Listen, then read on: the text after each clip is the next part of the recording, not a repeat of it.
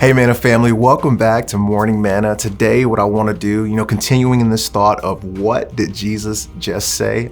Let's look at Mark chapter 10 in verse 46 through 52. And to give you a little bit of context, here we find Jesus and his followers. They're leaving the city of Jericho. He had been there doing ministry, and a crowd had actually began to form around Jesus because he was touching so many lives. And on their way out of the city, there was a blind beggar named Bartimaeus who was sitting by the road. And, even though he was blind, I would have to imagine that his other senses were functional and alert. Scripture seems to indicate that in this passage. So I'm sure he had heard about Jesus of Nazareth, even though he had never seen a dead person raised to life from a word or even a leper healed from a touch from Jesus.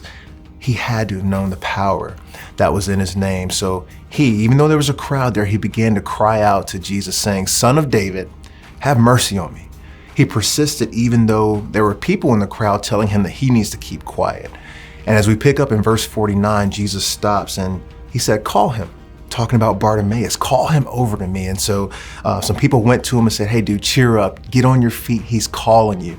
And what I love about how Bartimaeus responds, he throws his cloak aside, and his cloak would have been sitting in front of him, used to catch coins as people were being generous and donating money towards him. You could almost say this guy threw away his life savings on a chance to have an encounter with Jesus. So Jesus asks the question, he says, "What do you want me to do for you?" Now, pause.